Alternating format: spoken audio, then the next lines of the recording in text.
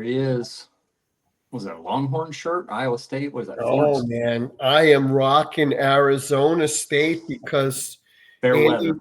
that was some game, huh? Fair weather fan. Yeah. Hey, before we, I think before we get started, I do want to make sure we just take a minute to share our thoughts and prayers with obviously the tragic events that happened down in New Orleans on New Year's Eve. So pretty rough circumstances. Did impact that game. Pushed it back by a day. I guess it was technically New Year's Day when those events happened. But terrible acts of terrorism. It's a shame that stuff continues to happen. But on behalf of both of us, I think at the Saturday Sensei show, we want to send out our thoughts and prayers to those families directly impacted and millions indirectly impacted. So tough circumstances, but as America always does, we'll find resiliency and move forward. So I just wanted to make sure we took a break here at the beginning to acknowledge that. So Absolutely. And I know that a lot of the events this weekend, they have done the same. I was at the St. John's Butler game, and we did a moment of silence in the beginning for it as well. Yeah, that's good. So, but they got that. We'll talk about that. We'll talk about that game. Was pushed back by just a day, but we had 4 games last week, midweek, and I guess we had what technically, I don't know. I guess you could argue the Peach Bowl. I guess depending on what side was a good game or not, but we certainly had one fantastic game, and then a couple so-so games, but.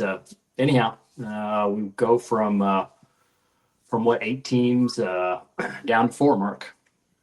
Yeah, and you know what, Andy, I think is a common theme, like we talked about, whether I picked all the home teams because I felt that was a big advantage, or we talked about the layoff being a big disadvantage. And I think it showed the only team that really didn't show an effect of it was Arizona State. Yeah. Well, they came ready to play. Well, I wouldn't say they came ready to play. I think they got ready to play at halftime. Yeah, they started a little slow.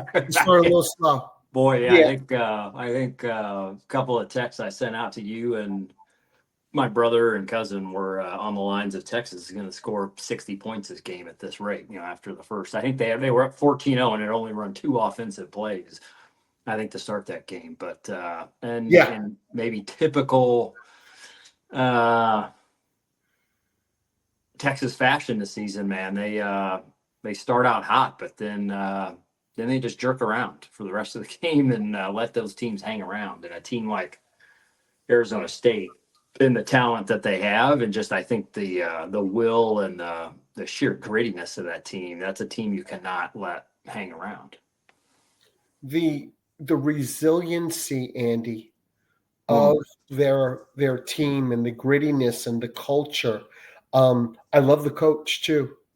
I know you talked about him early in the year, and to be honest with you, I didn't really see a lot of Arizona State games. And watching this guy in action and watching the Notre Dame coach, I think they were head and shoulders above their opponents from a coaching perspective. Both of them outcoached their opponents in their respective games. Yeah. So that we'll start with that Texas and Arizona State game. I mean, that was a like I said, it was 14-3 at the end of the first quarter and 17-3 at halftime, right? I think the turning point, I don't know if you caught it, was probably that safety, right? When just at the beginning of the second half, when Texas went down, it was about or they got pinned deep, I think, and luckily it didn't turn into 6. It was a fortuitous bounce, but I think once that game went to 17-5, and that was a really big, I think, turnaround of momentum, and from there, Arizona State just has piled it on, man. I think what was intriguing to me was the amount of fourth down go for it in each of the games that just were gambling and rolling the dice because they had no choice, or the kicking game wasn't so good. I got to tell you, I feel really bad. I know you were texting me for Texas. I mean, push one right, and then to get the nod of approval, and you saw on the sidelines, you got this. They were laughing, they were joking, they were smiling. Go out there and win this for us.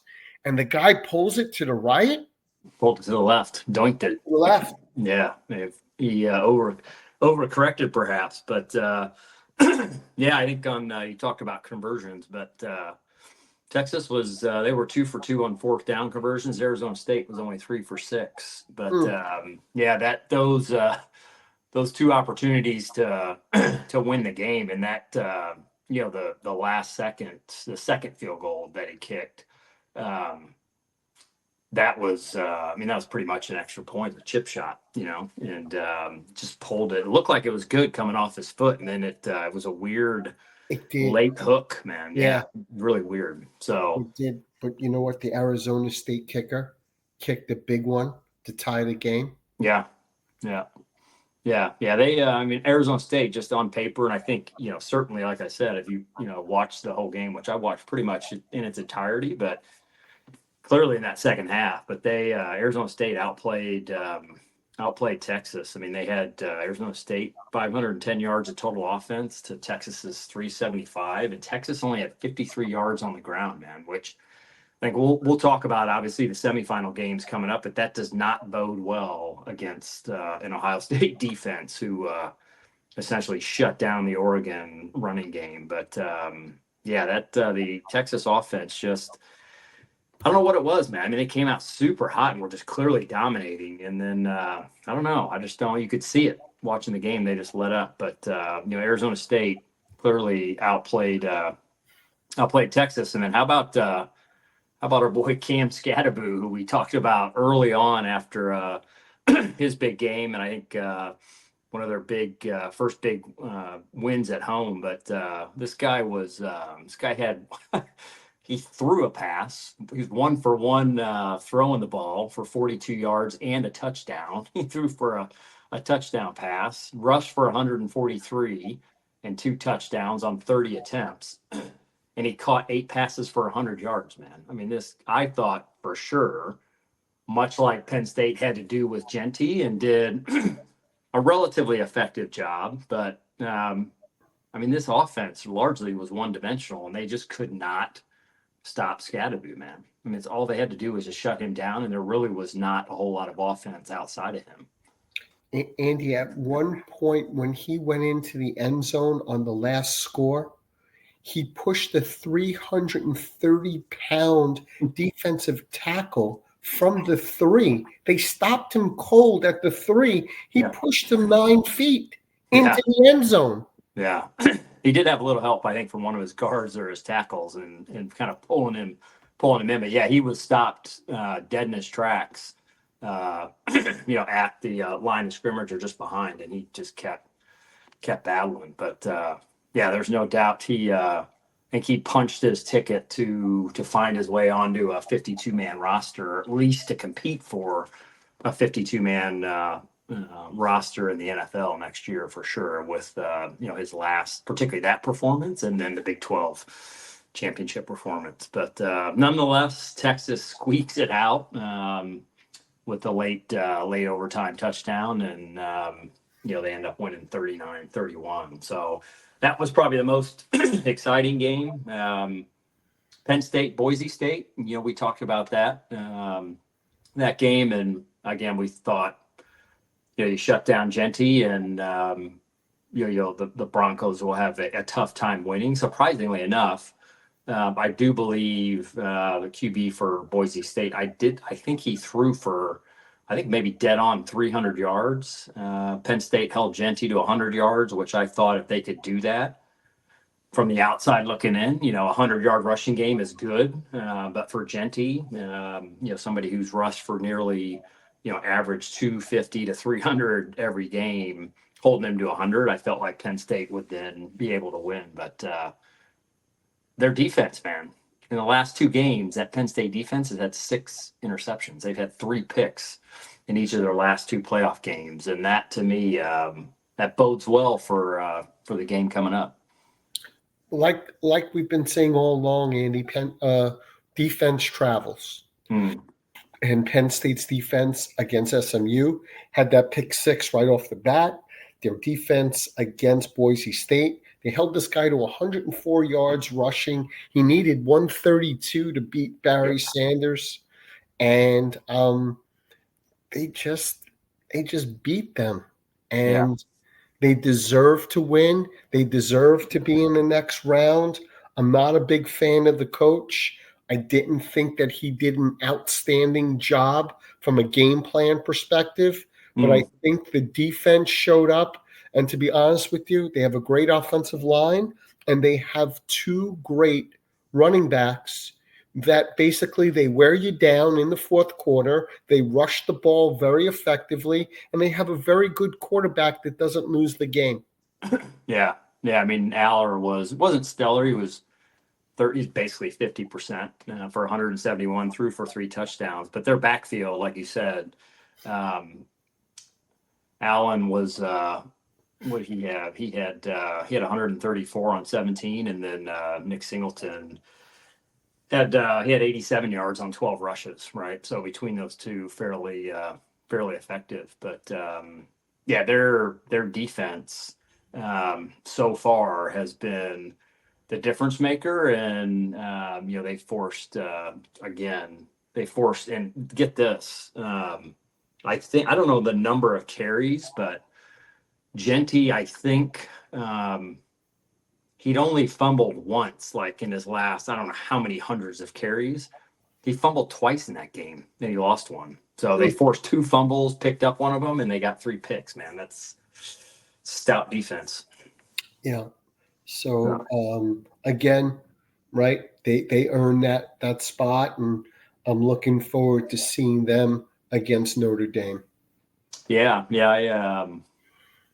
Penn State is looking. They're looking good, man. They're looking more convincing each week. Big game James maybe is going to shed his reputation there. But so let's move. Why don't we move to that game, Georgia Notre Dame, the Peach Bowl. Again, we talked about with delay today. I didn't catch much of that game. I kind of caught it audio wise. I didn't see a whole lot of it, but what I did feel like just and it's interesting, when you watch a game, it's different than listening to a game, and kind of when you can't see the 2 teams playing, but you get sometimes maybe a better sense of momentum. But that game to me really came down to the 98-yard kickoff return to begin the second half. And I think had Notre Dame not done that, you're talking a 6-point game with 30 minutes left to play.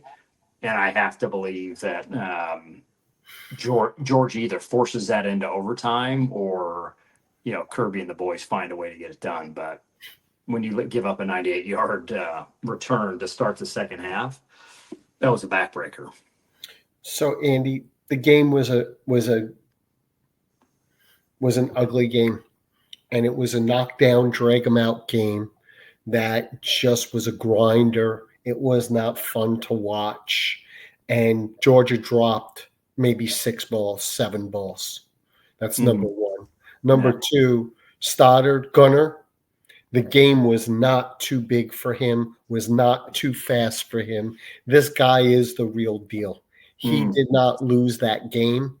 They lost the game around him. Notre Dame's line, their defensive line was giving up 50 pounds a man. And you talk about speed. These guys are fast, Andy. Yeah. They were getting to the quarterback. They were jamming the holes. Notre Dame lost guys throughout the game. They were losing defense. They lost their love, their running back love. And the game was won in the last 4 minutes of the first half and the first 4 minutes of the second half, just what you were saying. But what got me was this coach, he couldn't get any offense. And the quarterback, who's a Duke transfer, is playing running back and getting first down after first down, a one-dimensional team, and this guy is grinding it out. They're about to win the game, but they're stopped. And again, Andy, take a look how many fourth down plays this guy went for. The coaching was incredible. There's 4 minutes left, Andy, or maybe there's 6 minutes left, and it's 4th and 2, and they have to go for it. Right. The coach substitutes the entire offense. Kirby then tries to counter with a complete defense. They then call a play at the line of scrimmage, and my boy, who's the Buckus Award winner, jumps the line, and they get the first down to win the game. Yeah. Yeah. Yeah. I'm surprised that they Notre Dame held on. Yeah, to your point, Gunnar Stockton didn't miss a beat coming in. He wasn't stellar, but he wasn't.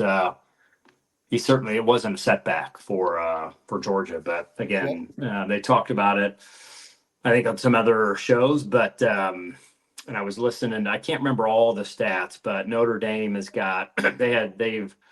I think they blocked 4 extra point or field goal attempts throughout the year. They've had their special teams has been solid and much better than average this season. And I think that, you got to win all 3 phases of the game. And at this stage of the season, and special teams, Notre Dame clearly won that battle, and that proved to be the difference. So the Fighting Irish march on, man. They continue to carry forward the dream to bring a title back to South Bend, Indiana, which has been quite some time. But so the last game recap, Rose Bowl, man. I want to talk about coming out hot, man. Buckeyes, that first half was wow. That was something else. 34-3 at the half. 34-8. Jeez. I mean, it just, we called it, me and you, when we were talking about it, that just Ohio State was just a hot team. They had played well the week before. Their defense, they were on. Their game was on. What was surprising was how awful Oregon was. Yeah, they were. And we talked about it too, but it really does cause you to question. And we'll talk about it in our next segment here, but just about the playoffs moving forward. But I mean, clearly Oregon they were not ready for a track meet. They weren't ready for that moment, for that game. And whether that's having 2.5 or, 3.5 weeks off, who knows? But boy, I mean, the Buckeyes just, they came out and, 14 right off the bat. And I think they scored their first touchdown. I think it was on the second play. Jeremiah Smith, man, just 7-0 before you knew it. So, right, he had 2 touchdowns, 175 yards. Now, in our previous show, remember, we had him as our freshman of the year. Yeah, right, because we had said in the beginning there was those 3 freshman wide receivers that we thought were going to be great: Cam Cameron of Auburn, Jeremiah Smith of Ohio State, and your boy Ryan Williams of Alabama. Yeah. And they all 3 of them had outstanding seasons. Yeah. They Buckeyes looked dominant. He had 187. Ibuka had 72. And then on the ground, Henderson 94 yards and Judkins 85. I mean, they were just. And Howard was 17 of 26 for 320 and 3 touchdowns. I believe. I don't know if the stat will show up here, but Ohio State's defense too, man. There were no turnovers, but I'm pretty sure, I think Ohio State sacked Gabriel. It was either 6 or 8 times. Wow. And Oregon had negative on the game, had negative 23 yards rushing. So we talked about, again, we'll talk about the matchup here in a bit, but Texas, if they don't figure that running game out before they play Ohio State's not going to give them any grace on that. And not that, Oregon's running game is their feature aspect of their offense, but negative 23 yards in the Rose Bowl. That it's tough to win when you only got one dimension to your offense. Yeah. So yeah, Ohio State was 500 yards total offense on the night. Oregon was just over half that with 276, and just not a. Yeah, I mean, you're down 34 to 8 at halftime, man. That just it's tough to come back from. Surprisingly, Ohio State did not score a point. They only scored 7 points in the second half, so they let up just a bit as well. But Oregon, 8 points in the second quarter, 7 points in the third quarter, and only 6 in the fourth. So I thought they were going to make a run. I think it was 34 to 15. And I thought if Oregon, they had the ball, I thought if they could close it to 34 to 23 or 22, I thought perhaps maybe the momentum shifted. But Ohio State scored that touchdown, and I think it was late in the third quarter and put them up. I think it's 41 to 15 at the heading into the fourth quarter, and that pretty much was pretty much it, man. So. I think you were 4-0. You picked all 4 of the winners. I think it was 2-2. I wasn't convinced that Ohio State's momentum and their shift was real, but clearly the last 2 games they found a gear they haven't had pretty much all season. Question becomes, can they do it for the third week in a row? And then I thought Georgia would figure out a way to. I thought they were going to be wired a bit like Ohio State. I thought they were just going to be a bit more playoff ready, and I wasn't sure Notre Dame. Notre Dame had a few key guys out, but good for the Irish, and big win for Marcus Freeman, probably his biggest win of his career, and takes him into the semis against big game James. So. He outcoached Kirby, man. Yeah. He did a great job, this coach. This Notre Dame coach outcoached Kirby, and to outcoach Kirby Smart in a big game is no small feat. Yeah, he did. So anyhow, so that's our recap, folks. Next segment we're going to move to after a short break. Again, Saturday Sensei. You can catch us on all your favorite podcast outlets. You can catch us on YouTube as well if you'd care to have a look at what we're doing and what we're talking about and some of the graphics we're sharing. But we are going to take a short break here, and then we'll come back, and Mark and I are going to postulate on our thoughts on some changes and potential options for the future of the college football playoff, which includes widening and broadening the field a little bit. So hang with us. We will be right back in just a second.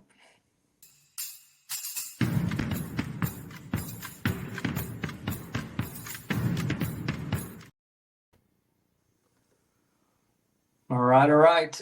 We're back. Well, that's a busy screen, but Mark, that's my best attempt at what a 32 team playoff field could look like in the future, and I think it's highly possible, right? So if you think about the 12 team playoff, and every team that's left, by the way, as we talked about, did not have a first round bye. So those teams and the team that ends up winning the national title will have had to play 4 games, right? And if we think about a 32 team bracket here, that would add just 1 additional game, right? So I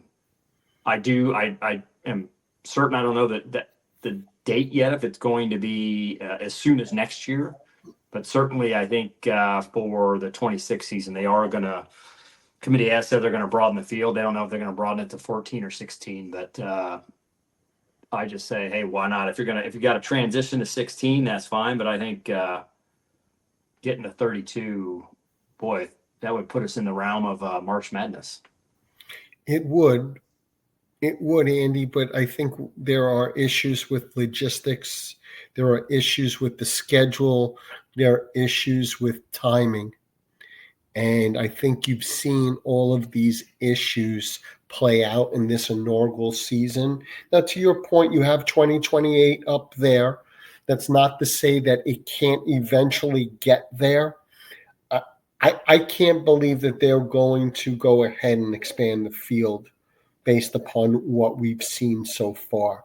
Out of what, 6 or 8 games, there's only been 2 that really have been decent. The other ones have been one-sided.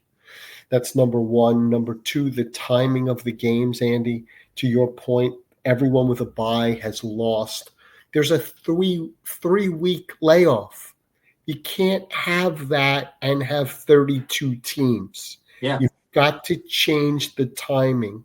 Yeah. And there is no bye in this scenario. Yeah, exactly. Right. I don't think they should have a bye. Yeah. So my thought is that you eliminate conference championships. Yeah.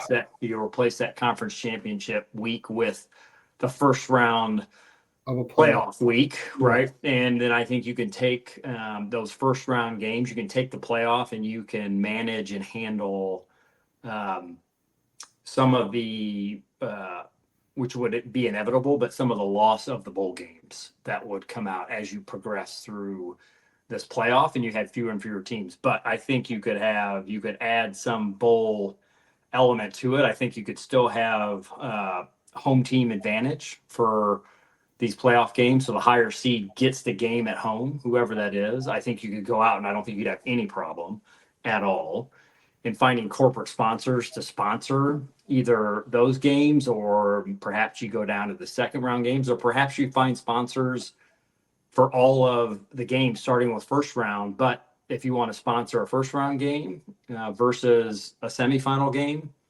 maybe you're going to pay half the price. But if you want your name on the game, or maybe you save the semifinals for the Big Four and the national title for one of the fifth games, you want to have the Rose Bowl, the Orange Bowl, and Peach and all that. Perhaps you save those still for the semis, but you want to sponsor a quarterfinal game, then it's going to cost you X millions, versus if you want to host a second round or first round game, it'll be a bit less. So I think you could manage the dollars and cents. I think you could get home field advantage, and you could start early enough. I do believe, like we've talked about, I don't think the first round bye I think that's probably going to go by the wayside, even with the next iteration.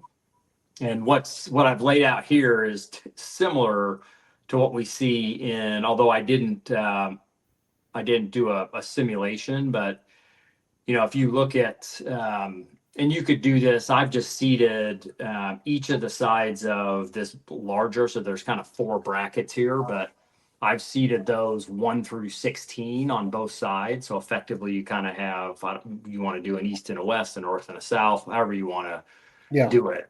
But you've got, as an example, in the first round, you got the number 1 seed playing the 16 seed, right? And then they play the winner of the 3 and the 12 seed, right? So the theory and kind of the approach to this is the first round, the number 1 seed theoretically has the easiest path to the national title. Yeah. Right. So you got the bottom bracket, you got the number 2 seed playing the 15, right? And they got to play the winner of the 6 and 11.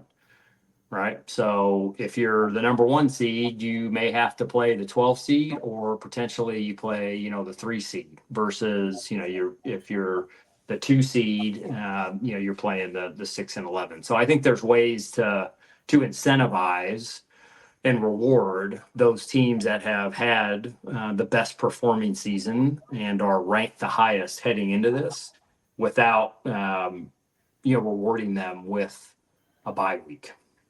Yeah, and I think that remedies some of the ill will that happened here, because Penn State should not have had the easiest road.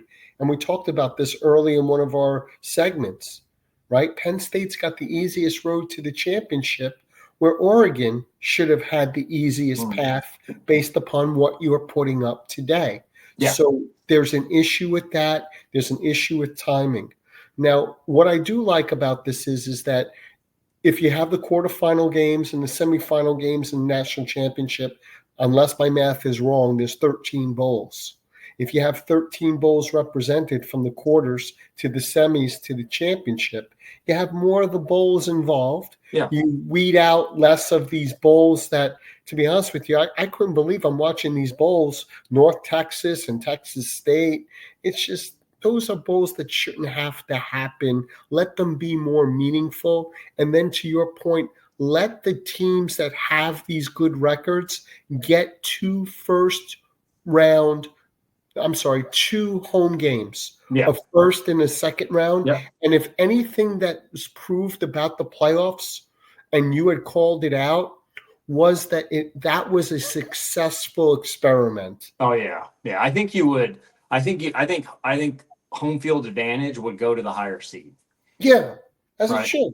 Right. So Yeah. if the 1 seed was upset by the 16 and the 12 seed won, then the 16 and the 12 play wherever, whoever the 12 team is as an example, right? But I think and then I think maybe you take that all. I think you take that all the way through the quarterfinals, and then when you get to the semis, then you can save the semis and the natty for again the big bowls. The peach, the sugar, the rose, the orange. Um, and then you've got kind of your major granddaddies of the bowl games preserved for your semifinal games and your national title games, but your 3 rounds leading up to that, those are all home field. And I think you also could do away with one of the regular season games early on. I think most teams would trade off having a game earlier in the season. Some of these no-name, powder puff schedule games, take one of those away and just add it to the back end of the season. Right now, you have to manage. Maybe some teams make it to the playoffs and others don't.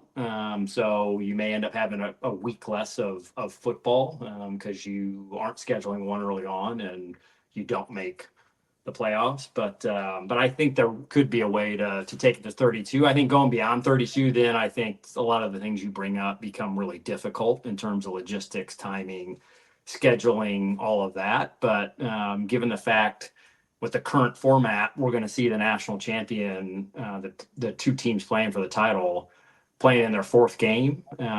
This format has you playing one more game, and I think you could figure out one more week to add, 20 more teams to the mix. So we'll see. But nonetheless, we'll see what the committee does overall. But I think so far, all in all, and I think the only other thing against a lot of this criticisms, which you've shelled out some of your own on the closeness of the games, which I haven't looked at the stats, but have a look at March Madness, man. Like how many? Again, you got 64 teams. I guess technically 68, but with the play-ins. But Yeah. how many of those games are of all the games, right? Of 64 games or 68, 68 teams, 64 teams that ultimately make it in. How many of those are on a Competitive. proportion or a percentage basis super exciting? Yeah. Right. So, and the same with the NFL playoffs, right? Not every single game is competitive and close and all of that. So I think that's the other thing is I think the expectations for college football, whatever the playoff format is and the number of teams, is that every single game should be super competitive. But the reality is, I mean, look at the World Series this year, my friend. I 5 mean, the games 2 best now. teams, the two wealthiest teams in the entire MLB, and it was a disaster It from was. competitive, right? Yeah, it really was. You 5 know, games and out. yeah. Yeah. So it happens at all levels, and I think that's just what people got to get calibrated around. And I think if you go to, I mean, you go from 12 to 16, you get rid of a bye week, everybody plays. Perhaps that could work. I just think if you could get to something like 32, then you can still accommodate some of the bowls, not all of them, like you said. And I don't think all of the bowls need to be accommodated, but I think you could accommodate enough of the teams. Of course, somebody would be mad because it's just always the case. But it'd be hard to make an argument if you had 32 teams that you don't have um, the 32 best teams in the country. It's not as though you're not going to have somebody left out who you're going to be like, oh, they should have been in because they could have won it all. Whereas now even with 12, you could argue you didn't see the likes of Ole Miss or South Carolina, right, or Bama. And would they have fared any better? We'll never know. But you're not going to have a team that's 34th or 35th that people are going to be saying, oh yeah, that team definitely could have made their way to the semis or the national title, right? Yep, I agree. So I think you clear that out. But anyhow, so that's just some of I was fooling around with this yesterday and was just thinking, I wonder what kind of what the maximum field you could get to. And in my mind, I think you can make a case to expand to 32. I think they'll still find their way through to expanding slowly as opposed to quickly. The other thing too, which will be interesting, interested in your thoughts, but I was listening to a podcast yesterday, 2 days ago, and they're technically, it's a committee now that governs the playoff, but who's running college football, man? Andy, who's governing it? I told you that you should throw your hat in the ring for the commissioner's job. Remember, they need a commissioner. They need a czar. Someone has got to put the guidelines in place. They got to push out this portal timing. They got to put a stake in this NIL. There's too many moving parts. Now the playoff is going to be something that'll be up for debate. They need a governing body that's not the NCAA, and then they need a commissioner that will act in the best interest of the game. Yeah. Well, the name that continues to be floated about is Nick Saban. Saban. Yep. Yep. He would be a great ambassador. He knows his stuff, and he's a fair man. Yeah. Yeah. I think the one thing I would be interested, which I haven't heard a lot from him on, but is because he left the game because it's changed so much. So that's my only thought is from a progressiveness. Right, exactly. So how would he handle NIL? How would he handle the train? Because you can't just eliminate those. Like it's too late. Like that stuff that train has left the station. So you gotta manage it, and you gotta manage it fairly for both the institutions and the players. So, but you talked about a collective bargaining type of model, and then that lends itself to having an attorney background as a commissioner, like you see all of these things like a Goodell, and you see Marvin Miller back in the day from MLB. These guys were big time corporate attorneys that were skilled in negotiation and understood unions. Yeah, you're definitely. I think you're going to get either players' unions or you're going to get the player contracts for sure. And which I think it'd be fine. I think it'd be a great way for both the player and the programs to govern. And like we talked about, I think in our last show, I think those contracts could do a lot to address the portal issues. Because I think you just tie up guys for a minimum number of years and just tie their. Certainly some of their compensation should be performance based, but I think you could tie some of that performance or some of that compensation to number of years at the institution. And then I think, if performance isn't there, then I think, there's an option. There's an opt out. Right. Or exactly. A player option or a club option. Yeah. The school and the institution and the player can both come to terms, and the agent, and just say, yeah, look, performance hasn't panned out, and they'll let the kid go and find somewhere else to play, as opposed to tying him up and paying him for a lack of performance. So I think we'll see a lot of evolution. It'll be interesting to see what happens in the off season this year as we head into next season. But certainly an exciting period of time, and I think all in all, this playoff, I think it's done tremendous things for the game, and I think we saw it this season. Hope there's more to come, Andy. That's right. But all right, folks, we're going to take another quick break here as we move to kind of our feature spot of the show every week here on Saturday Sensei, but that's picking the games. We only have 2 left, Mark. We're getting down to the nitty gritty and the tail's end here of the season. Hard to believe, but we'll be back in just a bit. We're going to pick the semifinal games and talk a little bit about what that means for the national title, and then we'll wrap up yet another successful week. So hang tight. We will be right back.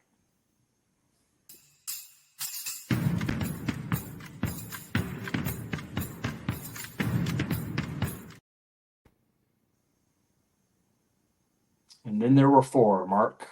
And then there were 4.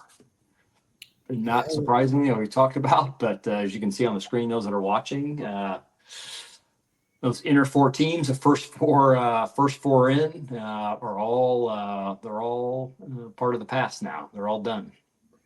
So let me ask you something, Andy. Of the four that are left, the final four, me and you picked the final four, but we did not pick them in this order.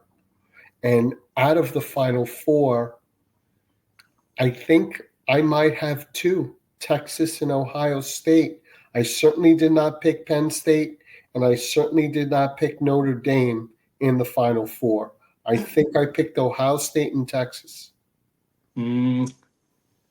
Yeah, you had. I'm going back to. I'm trying to find um, our comparison. That's week 11. I'm gonna find that final bracket we put together here. I know because you did have Ohio State. Now this was kind of the seeding in terms of just kind of where we thought they would be ranked and seated. Maybe not necessarily where they would. Oh, you know what? You're right. We didn't pick it like we pick a bracket for the NCAA. Yeah. You're right. It was more of a ranking, but I do remember having Ohio State and Texas ranked 1 through 4. Yeah. I did not pick Yep. Penn State or Notre So Dame. the final bracket, we both had Oregon and Georgia in their respective places. Yeah. I had Clemson where Boise State was, and you had Ohio State where Arizona State ended up in the number 4. You had Texas. I had Texas still in, but I had them in I had them in the 8th seed, so I had them where Ohio State started out. So we both had Texas left. You had Ohio State. I did not have Ohio State on my board. Penn State, we had Penn State in there, both of us, and I had the Irish. I think we both had the Irish actually. We had them in different spots. Not this high. I think I had them in 8, and you had them, I think, in 6. Yeah, I guess my point is you've got Texas, you have all the 4 teams left, and I had 3 of the 4. I did not have Ohio State in my kind of final bracket, but I had Penn State, Notre Dame, and Texas still in the hunt, and you had all 3 of those, plus you had Ohio State still in the hunt. So all in all, we got we still have the teams that we picked. We still have them battling away for the national title. So now, Andy, what's it look like? What are these games Thursday?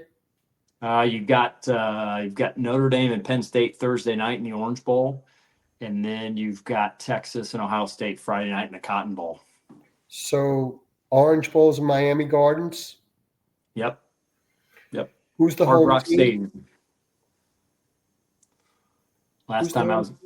What's that? Who's the home team?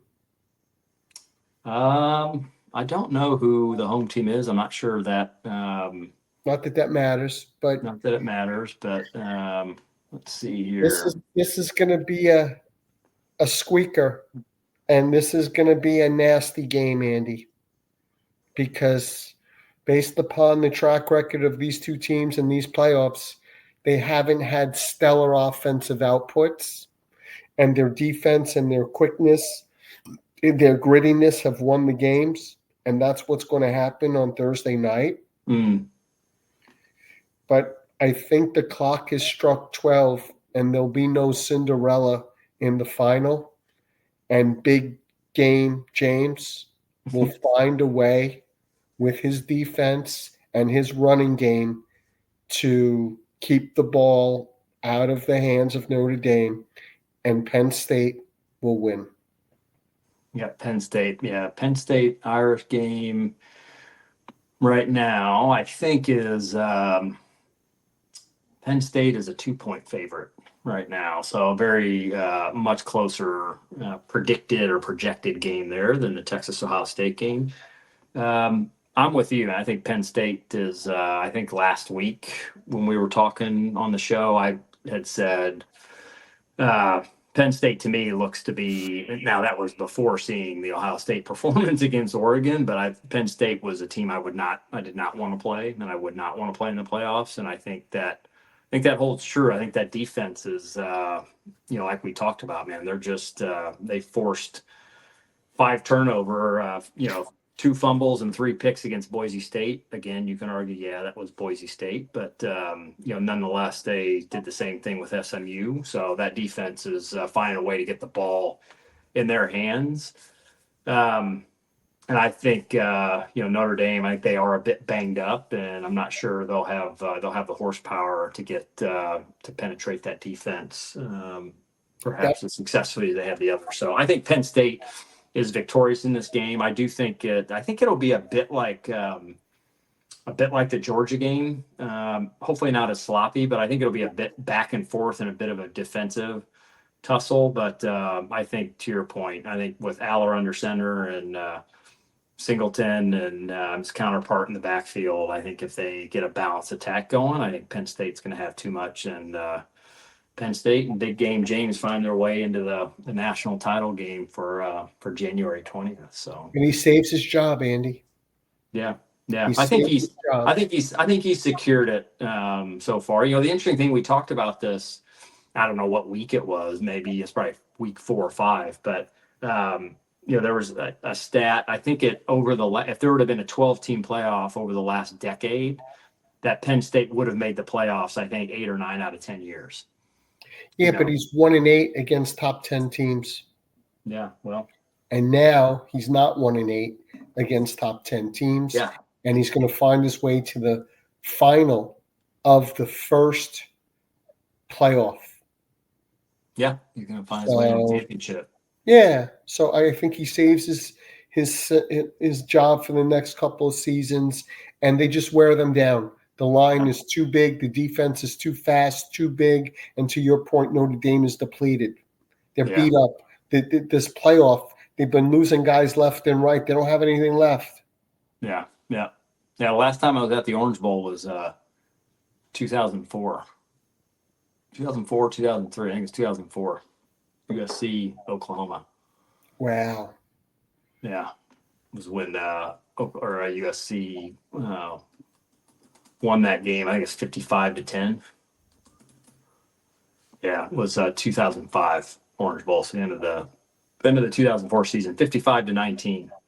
Was that a Reggie Bush? Yeah, Reggie Bush, Lendale White, Liner. It was a whole crew, man. It was the year before, that Texas game, that infamous Texas game at the Rose Bowl. Vince Young. Yeah, when they could have been back to back. But my wife and I went to that game in January of 2005. So we watched the Trojans trounce the Sooners. So it's a good time. But anyhow, so that's one side. We got Penn State. We agree on that. Next, we've got the Cotton Bowl, which the Cotton Bowl hasn't really seen premier teams in quite some time. It's kind of been one of the forgotten big bowls. Back in the day, it was a big one, but typically it's Orange Sugar, Rose Bowl, and Peach Bowl, huh? But anyhow, we got the Buckeyes traveling to Arlington, Texas. Some could argue a bit of a home game for the Longhorns, but right now Texas is getting 6-point underdogs to Ohio State. So it is a home game, Andy. Yeah, it is a home game, and Texas is fast, and Golden is their offense, and everyone knew that Golden was going to get the ball, and he got the ball and won the game.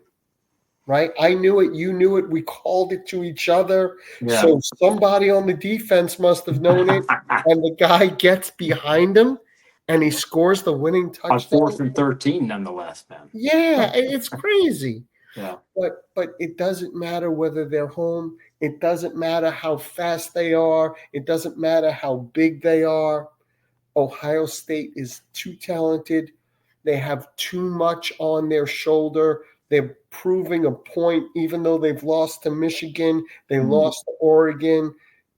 I told you last week, they're going to win the national championship. This guy's going to save his job. As much as everyone in Ohio wants this guy fired, he's going to win the national championship.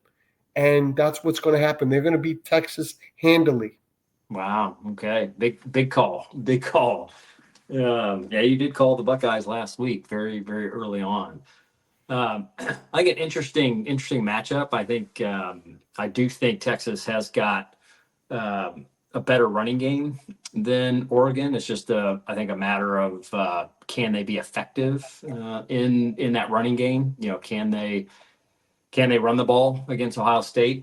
And obviously you've got Ewers under center, which in their biggest games of the season so far, they found a way to win, despite the fact that some of those may have been ugly. But they beat Georgia twice, Yep. and they beat an upstart, late charging Arizona State team. So they certainly have been battle tested, and they found ways to win overall. They're they are, although I guess they did. They lost to Georgia twice. I'm sorry, they did not beat Georgia twice. Georgia beat them. That's right. Last one was in overtime. So, yeah, I was not convinced that Ohio State was going to carry the momentum from the Tennessee game into that Oregon game. But Are you convinced now, Andy? yeah, after those two performances, 42 points against Tennessee, 41 against Oregon. I just don't. Texas, the major red flag for me, and like we've said, it is, they started out hot and then they just get flat. Like they just don't continue to keep the hammer down. So I'm gonna go. I'm gonna go with you and join all my Buckeye family and friends there in the great state of Ohio, and I'm gonna say the Buckeyes do beat Texas. I would not be surprised if this game is a lot closer than people think.